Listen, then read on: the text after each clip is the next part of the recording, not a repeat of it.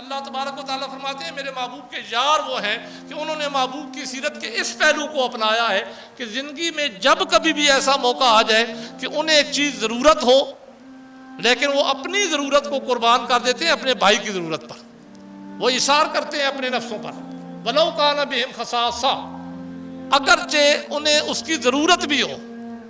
کتنے ہی ضرورت مند کیوں نہ ہو، وہ زندگیاں یوں گزارتے ہیں کہ یہ چیز مجھے نہیں میرے بھائی کے پاس ہونی چاہیے، کاش کہ اس کا 10واں حصہ بھی آج ہمارے اندر آ جائے، 10واں حصہ بھی، بلکہ 10واں تو دور کی بات ہے، میں کہتا ہوں اگر 50واں حصہ بھی ہمارے اندر آ جائے نا، ہمارا معاشرہ بھی ٹھیک ہو جائے۔ ہم تو اس دنیا کے اندر نفسا نفی کا جو لقمہ میں اٹھا لوں تو میں کہتا ہوں میرے منہ میں آئی کسی اور کے منہ میں نہیں جانا چاہیے، ہمارا تو آج حال یہ ہے۔ جبکہ بحیثیت مسلمان یہ صفات بیان کی گئی ہیں مسلمانوں کی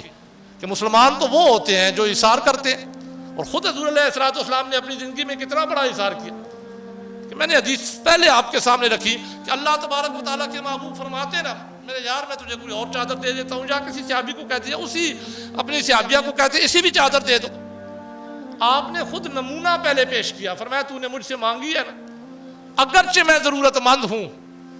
لیکن اب تو نے مانگی ہے تو یہ چادر تجھے ہی ملے گی۔ انہوں نے کیوں مانگی تھی؟ یہ اگلے حدیث کے الفاظ ہیں، وہ کہتے ہیں واللہ ما سألتہ، اپنے ساتھیوں کو کہتے ہیں اللہ کی قسم میں نے اس لیے تو نہیں مانگی لألبسہا کہ میں اسے پہنوں گا، میں نے پہننے کے لیے نہیں مانگی، یا مجھے پہننے کی ضرورت نہیں تھی، میں نے اس لیے نہیں مانگی،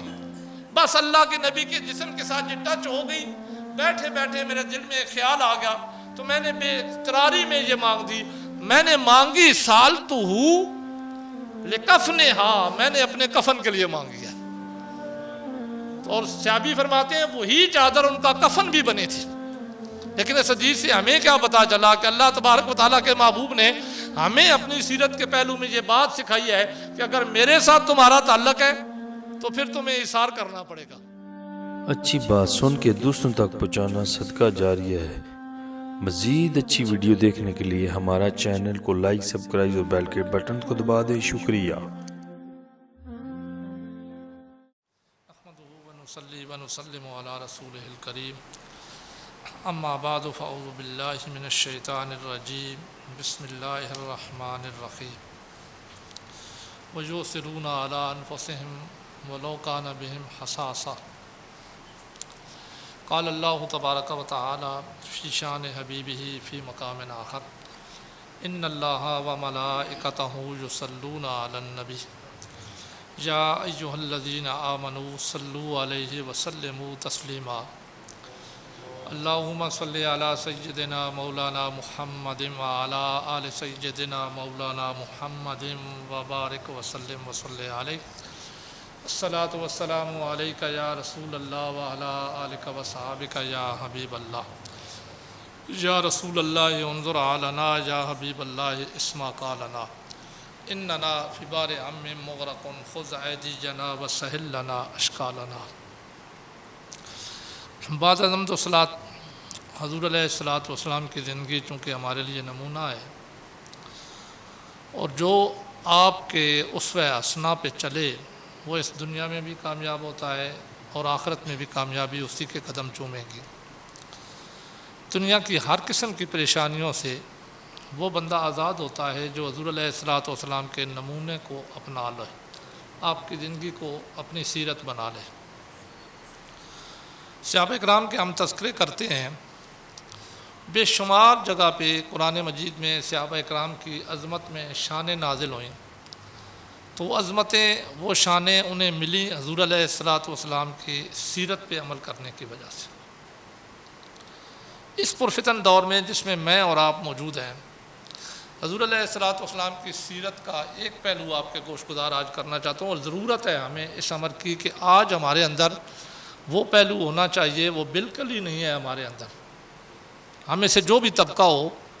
بہت کم لوگ ایسے ہوں گے کہ جو حضور علیہ السلام کے سیرت کے اس پہلو پہ عمل پیرا ہوں، اور اس وقت ضرورت ہے، جیسے ہمارے ملک کے حالات ہیں یا دنیا کے حالات ہیں یا ہمارے اپنے گھروں کے خاندانوں کے حالات ہیں، تو ان حالات میں اگر ہم اس حضور علیہ السلام کی سیرت کے پہلو کو اگر اپنا لیں تو مجھے کبھی یقین ہے کہ ہماری یہ دنیا ہی ہمارے لیے جنت بن سکتی ہے۔ وہ کیا ہے؟ جس کی سیرت کے اس پہلو کو قرآن مجید میں سورہ حشر میں بیان کیا گیا ہے۔ سورہ حشر کی آیت نمبر 9 کا کچھ حصہ میں نے آپ کے سامنے بیان کیا ہے،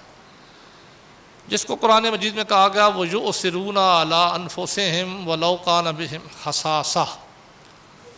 صحابہ اکرام کی فضیلت بیان کی گئی، کہ صحابہ اکرام کی عظمت بیان کی گئی کہ انہوں نے حضور علیہ الصلوۃ والسلام کی سیرت سے ایسے ایسے پہلو لیے کہ جس کی وجہ سے ان کی زندگیاں اس دنیا کے اندر اللہ تبارک و تعالیٰ کی رضا کے مطابق گزرنے لگ پڑیں۔ انہی میں سے ایک پہلو جو ان کا بیان کیا گیا وہ یہ کہ وہ ایثار کرتے ہیں، اگرچہ انہیں خود ضرورت ہو کسی چیز کی،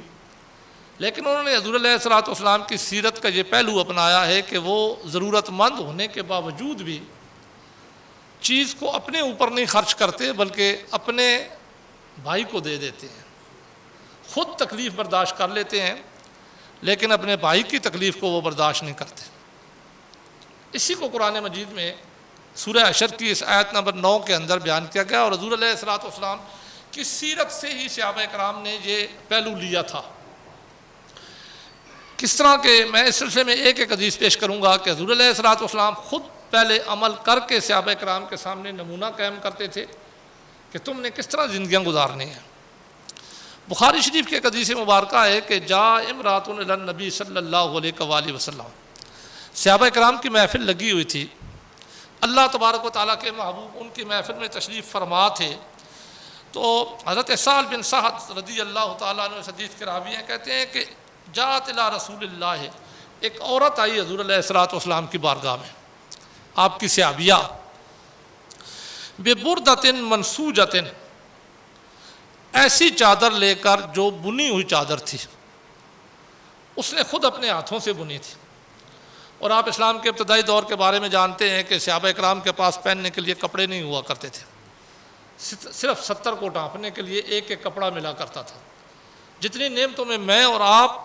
آج موجود ہیں نا، یہ نعمتیں صحابہ اکرام کو میسر نہیں تھی، لیکن اس کے باوجود بھی وہ اللہ تبارک و تعالیٰ کا شکر ہی ادا کیا کرتے تھے، کبھی گلے نہیں کیا کرتے تھے۔ تو اسی پیرائے میں اس حدیث کو سمجھے گا کہ حضور علیہ الصلوۃ والسلام بیٹھے ہوئے تھے صحابہ کرام کے درمیان، تو ایک عورت آئی اللہ تبارک و تعالیٰ کے محبوب کی بارگاہ میں، آپ کی صحابیہ آپ کو تحفہ دینے کے لیے، ہدیہ دینے کے لیے۔ ہدیہ کیا تھا؟ ببردۃ منسوجۃ، ایک بنی ہوئی چادر۔ وہ چادر حضور علیہ الصلوۃ والسلام کی بارگاہ میں لے کر آئی، فقالت نسجتها بیدی، عرض کرنے لگی اللہ کے نبی میں نے اسے اپنے ہاتھ سے آپ کے لیے بنا ہے، میری بڑی خواہش تھی، میں ویسے بھی چادریں بنتی رہتی ہوں، لیکن اس چادر کو میں نے اس لیے بنا ہے کہ تاکہ آپ لیکسو کہا، حدیث کے الفاظ آپ اسے پہنیں۔ اب صحابیہ کی بھی یہ خواہش تھی، تو حضور علیہ الصلوۃ والسلام کا اپنا طریقہ یہ تھا کہ آپ ہدیے قبول کیا کرتے تھے اور جواب میں بھی ہدیہ دیا کرتے تھے۔ تو جب آپ کی صحابیہ نے آپ کی بارگاہ میں آ کر چادر پیش کی اور یہ درخواست بھی پیش کی کہ نسجتھا بیدیہ، میں نے اس کو آپ کے لیے بنایا ہے، آپ کے لیے بنا ہے، لیکسو کہا تاکہ آپ اسے پہنیں، فاخذ النبی صلی اللہ علیہ وآلہ وسلم، حضور علیہ الصلوۃ والسلام نے وہ چادر لے لی، آپ نے ہدیہ قبول کر لیا، اور حدیث کے الفاظ ہے محتاجن الیہا، اس وقت حضور علیہ الصلوۃ والسلام کو چادر کی ضرورت بھی تھی، آپ محتاج تھے، آپ کے پاس کوئی دوسری چادر نہیں تھی، تو آپ کو انتہائی ضرورت تھی اس چادر کی، تو آپ نے اپنی صحابیہ سے وہ چادر لے لی، محتاجن الیہا یہ حدیث کے الفاظ ہیں۔ فخرج الینا، اب اللہ تبارک و تعالیٰ کے محبوب وہ چادر لے کر اپنے حجرہ مبارکہ میں گئے، آپ تھوڑی دیر بعد صحابہ اکرام کی محفل میں دوبارہ تشریف لائے، وَأَنَّهَا أَزَارُهُ، آپ نے وہ چادر پہنی ہوئی تھی۔ ظاہر میں نے پہلے آپ کے سامنے حدیث کے حوالے سے بیان کیا کہ محتاجن الیہا یہ حدیث کے الفاظ ہیں کہ اللہ تبارک و تعالیٰ کے محبوب کو اس چادر کی اس وقت ضرورت تھی، آپ کو بہت ضرورت تھی، آپ محتاج تھے اس چادر کے، تو آپ کو جب اس چیز کی ضرورت تھی آپ نے لے لی، آپ گئے اپنے گھر میں حجرہ مبارکہ میں اس چادر کو پہن کر آ گئے۔ اب حدیث کے اگلے الفاظ سنیے، فقال فلان اقسنیہ، جب اللہ تبارک و تعالیٰ کے محبوب وہ چادر پہن کر واپس اس محفل میں پہنچے نا، تو ایک صحابی کھڑے ہو گئے. انہوں نے عرض کی اللہ کے نبی کتنی اچھی چادر ہے. اقصنیہ ما احسنہا، بہت خوبصورت چادر ہے، بہت اچھی چادر ہے، آپ کو اچھی لگ رہی ہے، لیکن یہ چادر مجھے دے دیں، مجھے پہنا دے یہ چادر. تو فقال نعم، حضور علیہ الصلوۃ والسلام نے، میں نے پہلے آپ کے سامنے بیان کیا کہ اب محتاجن الیہ، آج حدیث کے الفاظ پہلے تھے کہ آپ کو اس کی ضرورت تھی، اسی لیے آپ فوراً اٹھے اور آپ نے پہن بھی دی. تو اب جب پہن کر باہر آئے تو ایک صحابی اٹھ کے کھڑے ہو گئے. انہوں نے عرض کی اقصنیہ، اسے مجھے پہنا دیجئے، کیونکہ ما احسنہا بہت اچھی ہے، بڑی خوبصورت چادر ہے، مجھے پہنا دیجئے. فقال نعم، تو حضور علیہ الصلوۃ والسلام نے فرمایا ہاں ٹھیک ہے. آپ نے نہیں کہا کہ مجھے اس کی ضرورت ہے، میں اس کا محتاج ہوں. آپ نے فرمایا نعم، ہاں ٹھیک ہے. فخرج فی المجلس، آپ اسی وقت مجلس سے اٹھے. ثم رجع،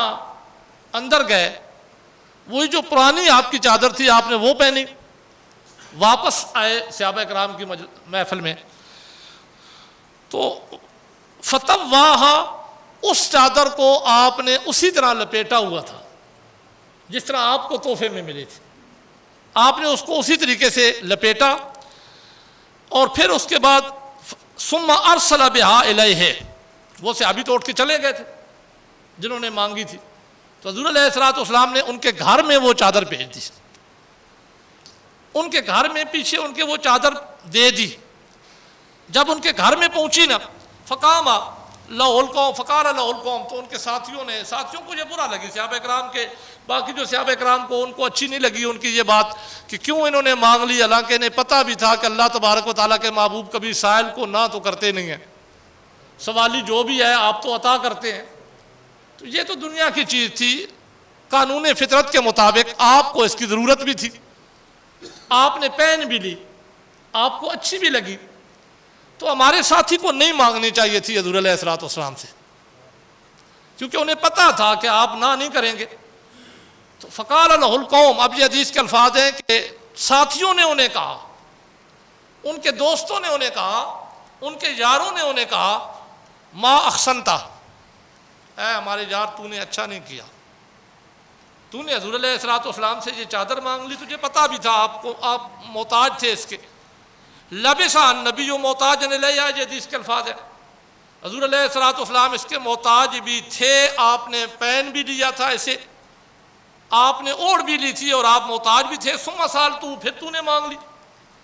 وعلمت انہ لا یرد سائلا،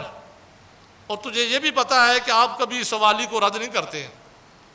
آپ مانگنے والے کو کبھی خالی ہاتھ بھیجتے نہیں ہیں، پھر اس کے باوجود تو نے مانگ لی. فقال انی واللہ ما سألت لألبسا. اب صحابی کا تو اپنا عقیدہ تھا، اپنا نظریہ تھا، لیکن جہاں تک میں حدیث کے حوالے سے جو آپ کے گوش گزار کرنا، یہ حضور علیہ الصلوۃ والسلام کی سیرت کا ایک پہلو تھا. آپ نے صحابہ کے سامنے اس پہلو کو ظاہر کیا کہ مسلمان وہ ہوتا ہے کہ ضرورت مند ہونے کے باوجود بھی اپنے بھائی کی ضرورت کو پورا کرتا ہے. یہ حضور علیہ الصلوۃ والسلام کا وہ پہلو ہے جس کو قرآن مجید کی آیت مقدسہ میں صحابہ کرام کی صفت کے تحت بیان کیا گیا ہے. وَيُؤْثِرُونَ عَلَىٰ أَنفُسِهِمْ، کہ اللہ تبارک و تعالیٰ فرماتے ہیں میرے محبوب کے یار وہ ہیں کہ انہوں نے محبوب کی سیرت کے اس پہلو کو اپنایا ہے کہ زندگی میں جب کبھی بھی ایسا موقع آ جائے کہ انہیں ایک چیز ضرورت ہو، لیکن وہ اپنی ضرورت کو قربان کر دیتے ہیں اپنے بھائی کی ضرورت پر، وہ اثار کرتے ہیں اپنے نفسوں پر. وَلَوْ كَانَ بِهِمْ خَصَاصَةٌ، اگرچہ انہیں اس کی ضرورت بھی ہو، کتنے ہی ضرورت مند کیوں نہ ہو، وہ زندگیاں یوں گزارتے ہیں کہ یہ چیز مجھے نہیں میرے بھائی کے پاس ہونی چاہیے، کاش کہ اس کا 10واں حصہ بھی آج ہمارے اندر آ جائے، 10واں حصہ بھی، بلکہ 10واں تو دور کی بات ہے، میں کہتا ہوں اگر 50واں حصہ بھی ہمارے اندر آ جائے نا، ہمارا معاشرہ بھی ٹھیک ہو جائے. ہم تو اس دنیا کے اندر نفسا نفی کا جو لقمہ میں اٹھا لوں تو میں کہتا ہوں میرے منہ میں آئی کسی اور کے منہ میں نہیں جانا چاہیے. ہمارا تو آج حال یہ ہے،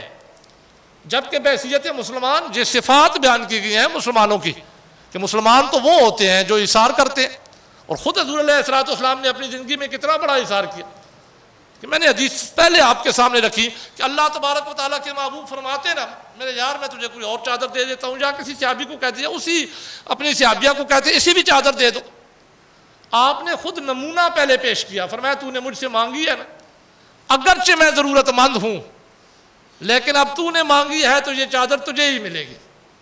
انہوں نے کیوں مانگی تھی؟ یہ اگلے حدیث کے الفاظ ہیں. وہ کہتے ہیں واللہ ما سألتہ، اپنے ساتھیوں کو کہتے ہیں اللہ کی قسم میں نے اس لیے تو نہیں مانگی لألبسہا کہ میں اسے پہنوں گا، میں نے پہننے کے لیے نہیں مانگی، یا مجھے پہننے کی ضرورت نہیں تھی، میں نے اس لیے نہیں مانگی. بس اللہ کے نبی کے جسم کے ساتھ یہ ٹچ ہو گئی،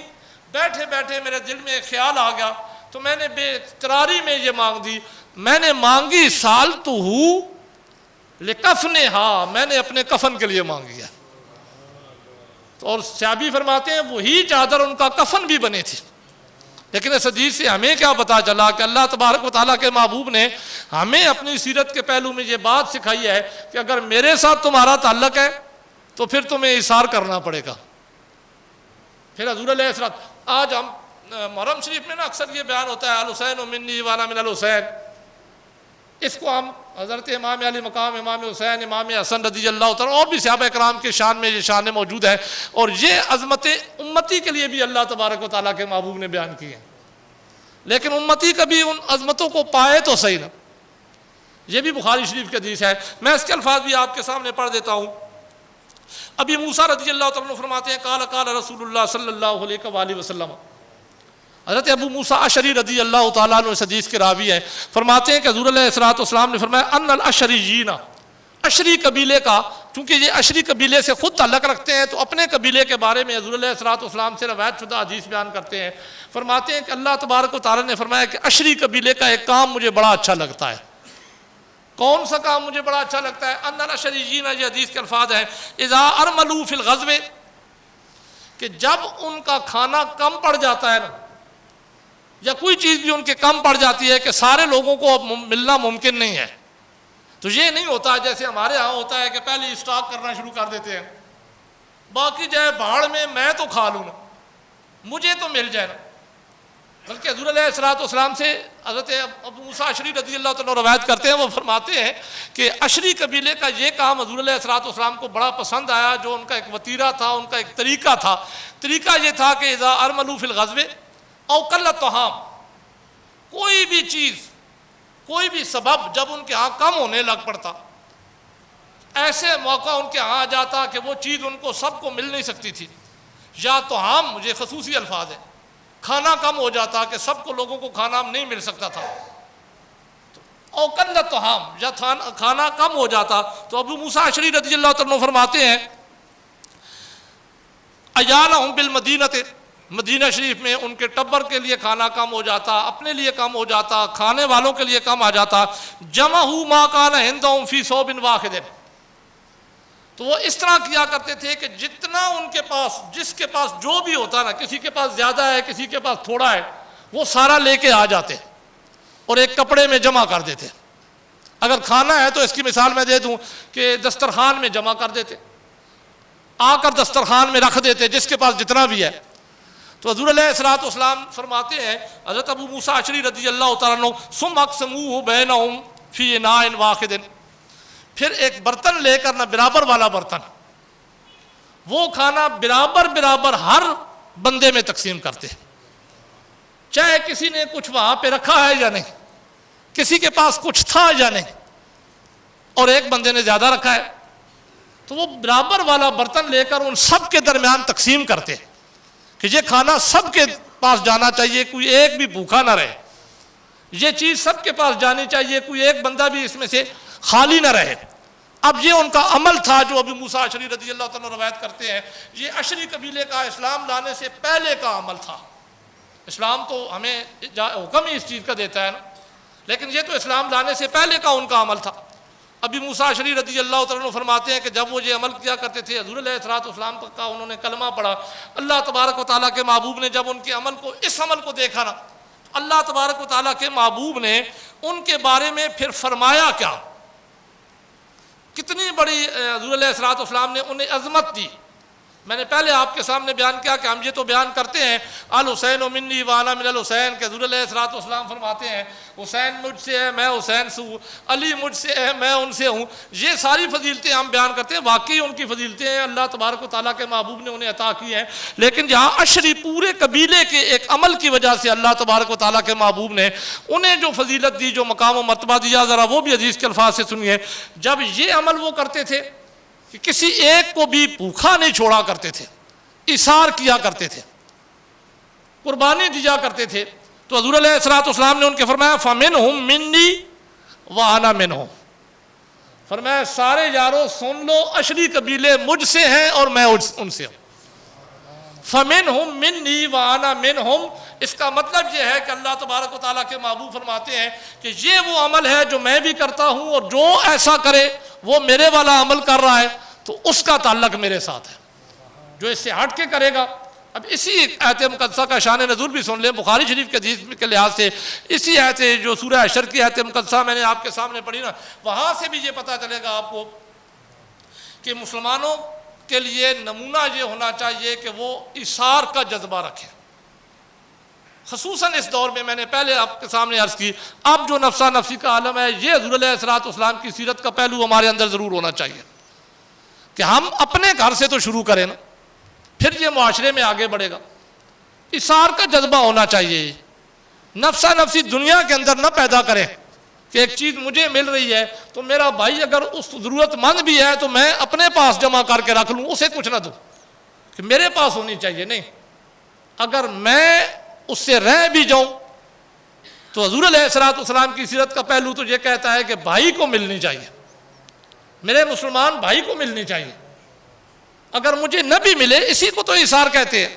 اسی کو تو یسر قرآن مجید میں کہا گیا۔ اور یہ آیت مقدسہ نازل کب ہوئی؟ حدیث کے اندر آتا ہے حضور علیہ الصلوۃ والسلام کی بارگاہ میں ایک مہمان آ گیا، آپ بڑے مہمان نواز تھے، اس وقت آپ کی 9 ازواج مطہرات تھیں، آپ نے اپنی ازواج مطہرات کے ہاں پیغام بھیجا کہ مہمان ہے، اس کے لیے کھانے کا بندوبست کرنا ہے، اس کی رات کو مہمان نوازی کرنی ہے۔ ہر آپ کی زوجہ مطہرہ ساری دنیا کے مالک، لیکن آپ فرماتے ہیں نا میں غریب غربت کو پسند کرتا ہوں، میں غریبوں کے ساتھ رہنا پسند کرتا ہوں، یہ آپ کی پسند تھی نا۔ تو حضور علیہ الصلوۃ والسلام سب کچھ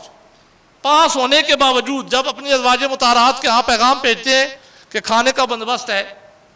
تو ساری کی ساری ازواج مطہرات میں کے پاس سے ایک جواب ملتا ہے، ما معنا الا الماء، اللہ کے نبی ہمارے پاس سوا پانی کے اور کچھ نہیں ہے، بس پانی ہے، اس کے علاوہ کچھ نہیں ہے۔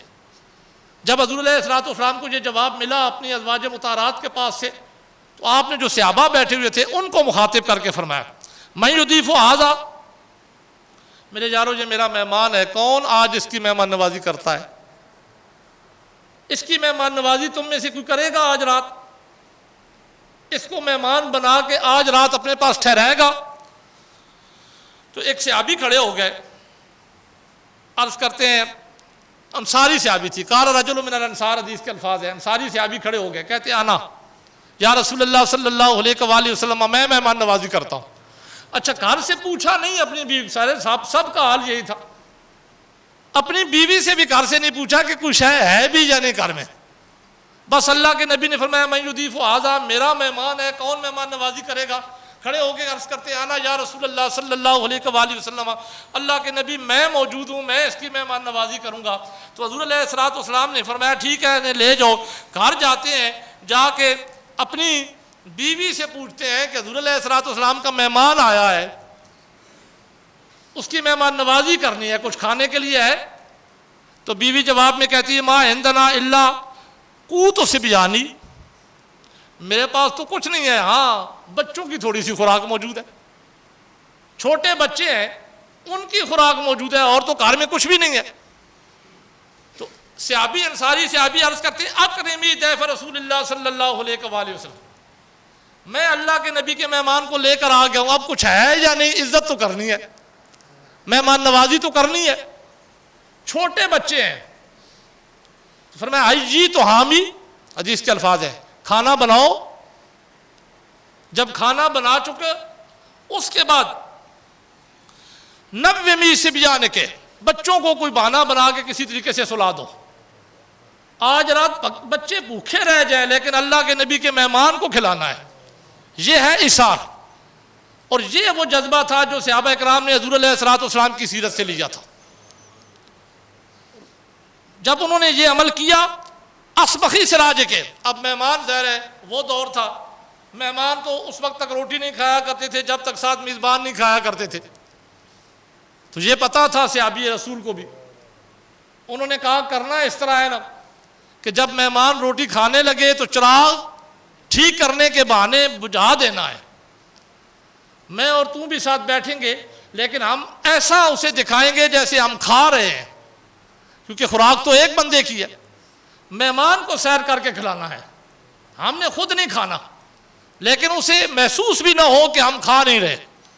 सारी रात इस तरह जब मेहमान नवाजी की, अब क्योंकि लंबी हदीस है ना, रात इस तरह गुजारी। सुबह हुज़ूर अलैहिस्सलाम की बारगाह में नमाज के वक्त तशरीफ़ लाए।